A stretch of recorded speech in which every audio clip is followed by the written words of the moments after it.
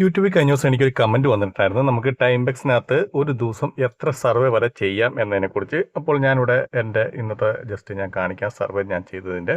അപ്പോൾ ഇവിടെ താഴോട്ട് വന്നു കഴിഞ്ഞാൽ നിങ്ങൾക്ക് ഇവിടെ കാണാൻ സാധിക്കുന്നതാണ്. ഇവിടെ നമുക്ക് ഇവിടെ 50 സെൻറ്റ് കിട്ടിയ ഒരു സർവേ, അതുപോലെ തന്നെ 42 സെൻറ്റ് കിട്ടിയ ഒരു സർവേ മുകളിൽ നോക്കി കാണാൻ സാധിക്കുന്നത് 50 സെൻറ്റ്, അതുപോലെ ഇവിടെ 42. വീണ്ടും താഴോട്ട് വന്നു കഴിഞ്ഞാൽ ഇത് ഇന്നത്തെ ദിവസത്തെയാണ്. ഇവിടെ താഴോട്ട് വന്നു കഴിഞ്ഞാൽ നമുക്ക് 22 സെൻറ്റ് 2 സർവേ നമുക്ക് ഇവിടെ കംപ്ലീറ്റ് ആയത് കാണാം. 22 സെൻറ്റ്. അപ്പോൾ നിങ്ങൾക്ക് ടോട്ടൽ എത്ര സർവേ വേണമെങ്കിൽ ചെയ്യാം. അൺലിമിറ്റഡ് ആയിട്ട് സർവേ ഇതിനകത്തുണ്ട്.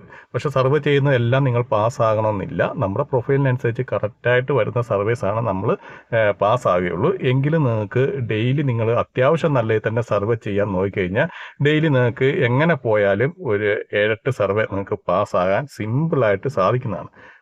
നോക്കിക്കഴിഞ്ഞാൽ കാണാൻ സാധിക്കുന്ന അവിടെ എൻ്റെ ഏണിങ്സ് ഇന്നത്തെ നോക്കിക്കഴിഞ്ഞാൽ 1.46 ആണ്. ഇത് ഞാൻ ഷൂട്ട് ചെയ്യുന്ന ടൈമിൽ.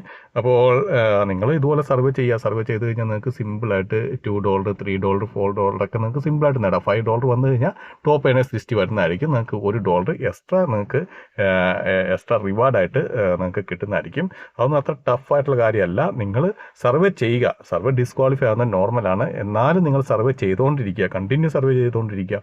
കാരണം നിങ്ങൾക്ക് ഫ്രീ ടൈം കിട്ടുമ്പോൾ എല്ലാം നിങ്ങൾ സർവേ ചെയ്യുക. സർവേ ചെയ്യുന്നതനുസരിച്ച് നിങ്ങൾക്ക് എല്ലാ സർവേ ഒന്നും ഡിസ്ക്വാളിഫൈ ആകത്തില്ല. നിങ്ങളുടെ പ്രൊഫൈൽ അത്യാവശ്യം നല്ലൊരു പ്രൊഫൈലാണെങ്കിൽ നിങ്ങൾക്ക് സർവേസ് ഉറപ്പായിട്ടും കിട്ടും.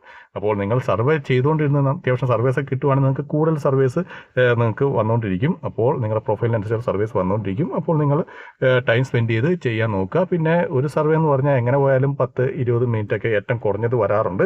ചില സർവേക്ക് 5 മിനിറ്റ് വന്നിട്ടുണ്ട്. പക്ഷേ 10-20 മിനിറ്റ് നോർമലായിട്ട് ഒരു ആവറേജ് ടൈമാണ്. അപ്പോൾ അത്രയും ടൈം നിങ്ങൾ സ്പെൻഡ് ചെയ്യണം. കാരണം നമുക്ക് അത്രയും ടൈം സ്പെൻഡ് ചെയ്താലാണ്, കാരണം അവർക്ക് എന്തിനു വേണ്ടിയാണ് സർവേ നമുക്ക് എന്തിനു വേണ്ടിയാണ് തരുന്നത്, അതിൻ്റെ റിസൾട്ട് അവർക്ക് കിട്ടണം. അപ്പോൾ അവർ ഒരുപാട് ഓപ്ഷൻസ് ചോദിക്കും. അപ്പോൾ അതിലൊക്കെ നമ്മൾ സെലക്ട് ചെയ്ത് കൊണ്ടിരുന്ന് എടുക്കുമ്പോൾ നമുക്ക് ടൈം എടുക്കും പറഞ്ഞാൽ 10-20 മിനിറ്റ് ഒക്കെ എടുക്കും. അപ്പോൾ ക്ഷമ വളരെ ഇമ്പോർട്ടൻ്റ് ആണ്. ക്ഷമയുള്ളവർക്കാണ് സർവേ ഒക്കെ നമുക്ക് പാസ്സാകാൻ പറ്റുള്ളൂ. പിന്നെ ടൈംബെക്സ് പോലെയുള്ള സൈറ്റിൽ നിന്ന് കിട്ടുന്ന പേയ്മെൻറ്റ് എൻ്റെ അത്ര വേറൊരു സൈറ്റിൽ നിങ്ങൾക്ക് കിട്ടത്തില്ല.